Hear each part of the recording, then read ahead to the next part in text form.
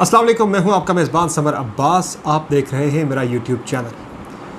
कौन बनेगा वज़ीर-ए-आज़म आज़ाद कश्मीर, ये मिस्ट्री अभी तक रिज़ॉल्व नहीं हो पा रही थी, लेकिन अब कुछ चीज़ें खुलना शुरू हो गई हैं और अब जो राज है वो खुलने लगा है कि इमरान खान साहब किस बंदे को वज़ीर-ए-आज़म आज़ाद कश्मीर बनाना चाहते हैं।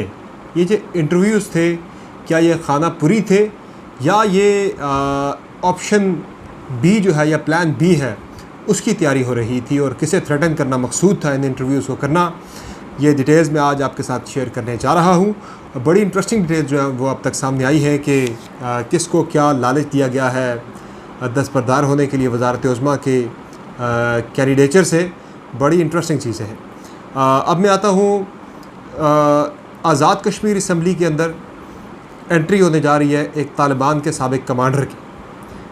ये जो तालिबान का साबिक कमांडर है, इसकी बड़ी इंटरेस्टिंग हिस्ट्री है जो मैं आपके साथ शेयर करूँगा और कब कब ये बंदा किन किन पोजीशंस पर रहा जो अब आज़ाद कश्मीर असम्बली का मेंबर बनने जा रहा है।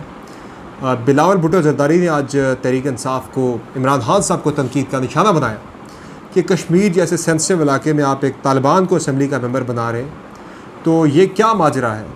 क्या वाक़तन तालिबान के एक साबिक कमांडर की आज़ाद कश्मीर असम्बली में बतौर मेंबर एंट्री होने जा रही है। इस सारे मामले में कितनी हकीकत है ये आपके साथ मैं डिटेल्स शेयर करूँगा। सबसे पहले बात करते हैं वज़ारत उज़्मा की।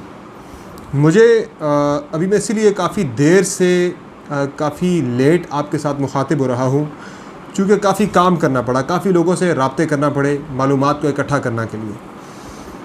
अब तक की जो मेरी मालूमात है वो ये बता रही है, मालूमात तो मेरे पास आ चुकी थी लेकिन उन्हें ज़रा सर्टन करने में उनकी तस्दीक के लिए थोड़ा टाइम लग गया, जिसके लिए माज़रत ख़्वाह भी हूँ आपसे।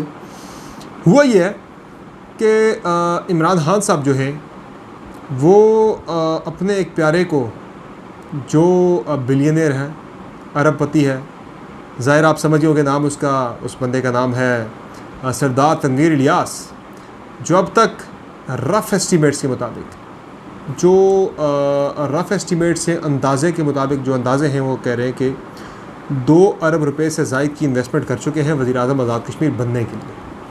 अब ये पैसा किस किस को गया है, ये भी इस वक्त जो इल्ज़ामात हैं, अफवाहें हैं, मैंने अफवाहें कहूँगा चूँकि मेरे पास अभी तक ऐसा कोई सबूत नहीं है, ना मेरे पास कोई डॉक्यूमेंट है। जब आएगा मेरे हाथ में कोई सबूत आएगा तो ऑब्वियसली मैं उनकी डिटेल सामने लेकर आऊँगा। लेकिन ये बातें ज़ुबान ज़द-ए-आम हैं, ये इल्ज़ामात ज़ुबान ज़द-ए-आम हैं कि कुछ वज़रा को सरदार तनवीर इलियास ने सेंटोरस में अपार्टमेंट्स दे रखे हैं तोहफ़े के तौर पर या रिश्वत के तौर पर, वटेवर। लेकिन अभी मैं किसी का नाम नहीं लूँगा और ना ही मैं इस दावे को, इस अफवाह को सपोर्ट करता हूँ या इसकी कोई तस्दीक करता हूँ, चूँकि मेरे पास अभी ऐसी कोई चीज़ नहीं आई।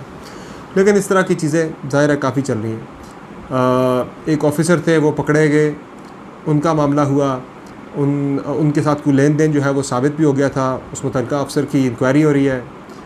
मरीम नवाज़ साहब ने काफ़ी तनकीद की इस पर इमरान खान साहब पे कि आप को नई एटीएम मिल गई है। फिर इसके अलावा वो बयान जो रशीद तुराबी साहब की ज्वाइनिंग के मौका पर दिया सरदार तनवीर इलियास साहब ने कि इदारों की ब्लेसिंग हमारे साथ है, स्ट्रेटजिक पॉलिसी बनाने वाले इदारों की, तो ये सारी चीज़ें तो उनके ख़िलाफ़ जा रही थी। लेकिन इमरान खान साहब जो है मेरे ज़राए के मुताबिक वो तनवीर इलियास साहब को आज़ाद कश्मीर का वज़ीर-ए-आज़म में सब कुछ के बावजूद इमरान खान साहब तनवीर इलियास साहब को आज़ाद कश्मीर का वज़ीर-ए-आज़म बनाना चाहते हैं। लेकिन सबसे बड़ी रुकावट इस वक्त बने हुए हैं सुल्तान महमूद चौधरी साहब, जो पाकिस्तान तहरीक इंसाफ आज़ाद कश्मीर के सदर हैं और अपनी सीट भी जीत कर असम्बली में आए हुए हैं। अगर वो सीट हार जाते अपनी तो फिर उनके लिए मुश्किल होता। अब वो भी बदस्तूर वज़ारत उज़्मा के कैंडिडेचर में फुली डटे हुए इस मामले पर कि मैंने ही वज़ीर-ए-आज़म बनना है।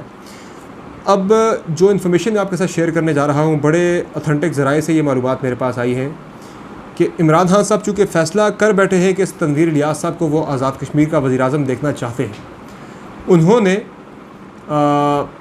अली अमीन गंडापुर साहब को और सैफुल्लाह नियाज़ी साहब को भेजा सुल्तान महमूद चौधरी साहब के घर पर कि आप वज़ारत उज़्मा के उम्मीदवार की हैसियत से आप दस्तबरदार हो जाएं, हम आपको आज़ाद कश्मीर का सदर बनाने की सदर बनाने की हम जो हमारी ख्वाहिश है कि आप आज़ाद कश्मीर के प्रेसिडेंट बनें।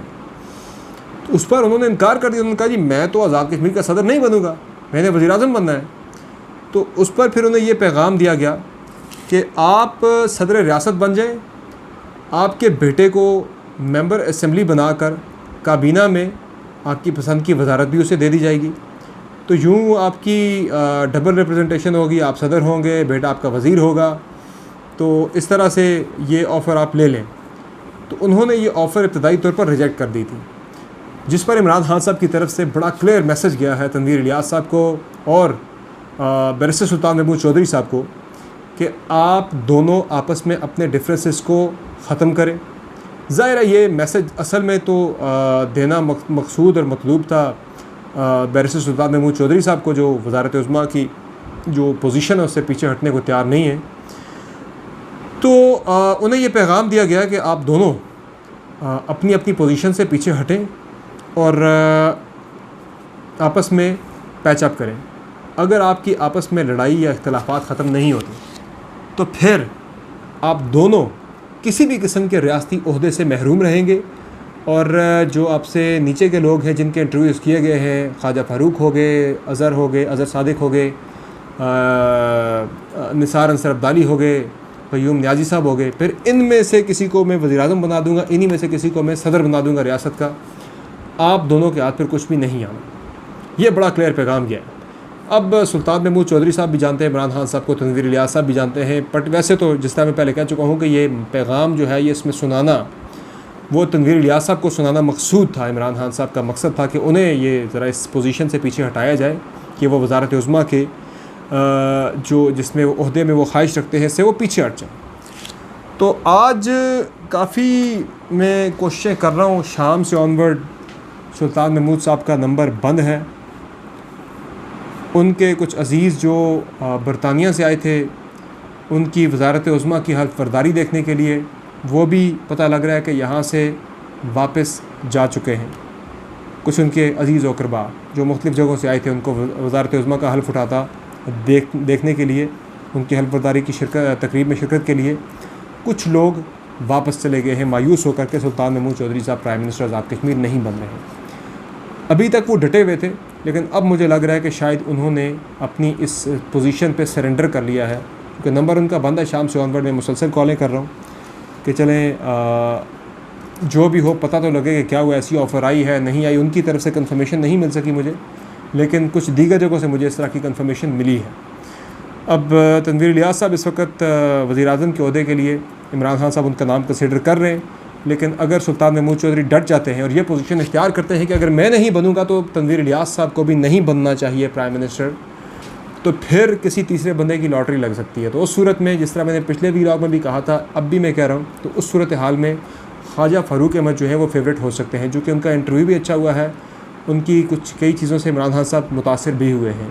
तो इनके बाद अगर किसी पे जाना हुआ तो वो ख्वाजा फ़ारूक साहब भी होंगे। अब कुछ लोगों ने आज इस तरह की बातें भी करना शुरू कर दी हैं कि जी 2 कैंडिडेट्स को इमरान खान साहब ने हेलीकॉप्टर भेज के मुजफ्फराबाद से पिक करवा के इस्लामाबाद बुलवाया था इंटरव्यू के लिए। तो वो 2 लोग थे, निसार अंसर अब्दाली और क़य्यूम नियाज़ी साहब। तो उसमें इस तरह की अफवाहें भी घर में जी कि किसी इस्तिखारे में आया जी कि LA-13 और LA-17 या 21 इस तरह के किसी बंदे को आपने बनाना है आज़ाद कश्मीर का प्राइम मिनिस्टर। तो मेरी जो मालूमात हैं, मैं इस तरह की किसी भी किस्म की अफवाह की जो है तरदीद करता हूँ, तस्दीक बिल्कुल नहीं करूँगा। ऐसा कुछ भी नहीं है। इन दोनों बंदों को इसलिए बुलवाया गया था हेलीकॉप्टर भेजकर प्राइम मिनिस्टर हाउस का कि ये मुजफ्फराबाद में मौजूद थे, इनका इंटरव्यू होना था। इन्हें कॉल गई लेट, 1 बजे के करीब इन्हें कॉल गई। तो इन्होंने फिर बताया कि हम मुजफ्फराबाद में, हम यहाँ से गाड़ी लेकर निकल रहे हैं। ये दोनों अलग अलग वहाँ पे गए हुए थे, दोनों को अलग अलग कॉल गई। तो इन्होंने कहा जी हम गाड़ी लेकर निकल रहे हैं। फिर इनसे प्राइम मिनिस्टर हाउस से रब्ता किया गया कि आप हेलीपैड पर पहुँचे, आपके लिए हम हेली भेज रहे हैं, आपको मंगवा रहे हैं हेली पे, कि ताकि आपका इंटरव्यू हर सूरत में हो जाए। तो ऐसा कोई भी नहीं मामला, इस्तिखारे वाला के सहारा करके इन दोनों का नाम ऐसा आ गया। This is absolutely wrong. तो किस्सा मुख्तसर, इमरान खान साहब जो है वो जहन बना के बैठे हुए हैं, फ़ैसला करके बैठे हुए हैं कि तनवीर इलियास साहब को आज़ाद कश्मीर का प्राइम मिनिस्टर बनाना है, सुल्तान महमूद चौधरी को नहीं बनाना। अब सुल्तान महमूद चौधरी साहब अगर सदर बनने पर राज़ी हो जाते हैं तो फिर तनवीर इलियास साहब का रास्ता जो है वो आसान हो जाएगा। अनाउंसमेंट भी इसीलिए डिले है उसमें कि बैरिस्टर साहब मान नहीं रहे इस चीज़ को। वो जो ही मानेंगे तो PTI फ़ौरन अनाउंस कर देगी। और चूँकि खौफ ये PTI को कि अगर हम उनके बगैर ये फ़ैसला कर लेते हैं, उनकी मर्ज़ी के बगैर, तो ये हुकूमत चल नहीं पाएगी 5 साल, बड़ा मुश्किल होगा इसके लिए सर्वाइव करना। अच्छा, नेक्स्ट अब जो मामला है इसमें थोड़ा सा ये हो सकता है कि अगर तनवीर इलियास साहब को प्राइम मिनिस्टर बनाते हैं तो उनका स्ट्रेटेजिक पॉलिसी बनाने वाले इदारों की ब्लेसिंग का जो उनका बयान था वो, और एक ऑफिसर को पैसे देकर अरब रुपए की डील करके या 2 अरब की डील करके प्राइम मिनिस्टर बनने वाला जो मामला था, मुतल्लिका बंदे को हटा के उसके खिलाफ इंक्वायरी हुई। मरीम नवाज़ ने भी उस मामले को काफ़ी ज़्यादा तनकीद का निशाना बनाया, उस पर सियासत की। अगर ऐसा हो जाता है तो फिर मुझसे लिखवा के ले लें कि मुस्लिम लीग नून का जो बयानिया है कि इदारे ही इमरान खान को लेकर आए और इदारे ही अब आज़ाद कश्मीर के अंदर बंदे को वज़ीर-ए-आज़म लेकर आ रहे हैं, बना रहे हैं, उनकी ब्लेसिंग से बंदा आ रहा है, तो फिर मेरे ख्याल से नून लीग के इस बयानिए पर मोहर तस्दीक सख्त हो जाएगी। मेरी किसी से दुश्मनी या इख्तिलाफ़ात कोई नहीं है। तनवीर इलियास साहब भी मेरे बहुत अच्छे दोस्त हैं, उनसे बड़ा अच्छा दोस्ताना बरादराना एक ताल्लुक़ है। लेकिन एक जो हकीकत है मेरी यहाँ पे कोशिश है, ख्वाहिश है कि मैं जो तज्ज़िया है मेरा वो गैर जानिबदाराना हो और किसी भी किस्म का उसमें कोई तासुब का आंसर ना हो। तो ये हकीकतें जो मैं आपके साथ बयान कर रहा हूँ, बाकी फ़ैसला इमरान खान साहब ने करना है, जो उन्हें बेहतर लगेगा वो करेंगे। लेकिन अगर ऐसा होता है तो मैं अपना एनालिसिस आपके साथ शेयर कर रहा हूँ कि फिर नून लीग अपने इस बयानिए को ज़्यादा ज़ोर शोर के साथ पीटेगी, ज़्यादा प्रोपोगेट करेगी कि देख लें हमने कहा था कि एक मुतल्लिका इदारे का बंदा जो है वो सपोर्ट कर रहा था, कोई लेन देन भी था और इनका बयान भी था कि इदारे हमारे साथ हैं, और ये देखें बंदा उन इदारों की ब्लेसिंग से आज़ाद कश्मीर का प्राइम मिनिस्टर बन गया है। तो ये बहुत बड़ा ब्लंडर होगा इमरान खान साहब की तरफ से अगर वो ऐसा करते हैं। बहरहाल अगर कश्मीर के लिए अच्छा है, कश्मीरी अवाम के लिए अच्छा है, तो फिर उन्हें ज़रूर बनना चाहिए। मैं किसी की भी मुखालफत नहीं करूँगा, जो कश्मीर के लिए बेहतर है वो आना चाहिए। लेकिन इससे नून लीग को जो फ़ायदा हो सकता है वो मैंने आपके साथ शेयर करता चलूँ। अब जो अगला मामला है वो जी आज़ाद कश्मीर असम्बली में तालिबान की एंट्री के हवाले से बड़ी इंटरेस्टिंग स्टोरी है जी। इसकी मज़ीद डिटेल्स मैं आपके साथ बाद में शेयर करूँगा। आज मैं सिर्फ आपको इतना बताता चलूँ कि जो मौलाना मज़हर सईद साहब हैं, मोहम्मद मज़हर सईद साहब, लवात नीलम से इनका ताल्लुक़ है। पाकिस्तान तहरीक इंसाफ ने इन्हें टिकट दिया है उलमा व मशाइख की खुसूसी नशिस्त के लिए। और जो मज़हर सईद साहब हैं इनका माजी में अफ़गान तालिबान के साथ इनका ताल्लुक़ रहा है जी। ये तालिबान के रजीम के दौरान, तालिबान के दौरे हुकूमत के दौरान ये अफ़गानिस्तान में किसी सूबे के अंदर या किसी ज़िला के किसी सूबे के अंदर किसी अहम पोजीशन पर भी रहे जी। और उसके बाद फिर ये पाकिस्तान में जो मसूद अज़हर साहब की जो तंजीम थी, जिहादी तंजीम थी, उसका हिस्सा रहे, उनके बड़े करीबी रहे हैं, उनके 2IC रहे हैं, उनके करीब रहे, उनके साथ उन्होंने काफ़ी अर्सा काम किया है। फिर कलदम रशीद ट्रस्ट में इन्होंने काफ़ी अर्सा काम किया हुआ है। और इसके साथ साथ रिसेंटली ये JUI में चले गए थे। 2011 का इलेक्शन MMA से लड़े थे, 3000 वोट लिए थे। फिर उसके बाद उन्होंने MMA छोड़ दी, गायब हो गए, 16 के इलेक्शन में नज़र नहीं आए। फिर अचानक से ये एमर्ज हुए जी इस इलेक्शन से पहले, थोड़ा अर्सा पहले इन्होंने कुछ टाइम पहले इन्होंने मौलाना साहब की पार्टी जमीयत उलमा इस्लाम जो है वो छोड़कर ये चले गए मुस्लिम कॉन्फ्रेंस में, इस उम्मीद पर कि मुस्लिम कॉन्फ्रेंस उन्हें आज़ाद कश्मीर असम्बली का टिकट देगी नीलम से। मुस्लिम कॉन्फ्रेंस ने इन्हें टिकट नहीं दिया, जिस पर ये मुस्लिम कॉन्फ्रेंस छोड़कर जमीयत उलमा इस्लाम की जो नाराज़ जड़ा है, जमीयत उलमा इस्लाम महमूद हसन ग्रुप जो है उसमें शामिल हो, वहाँ चले गए।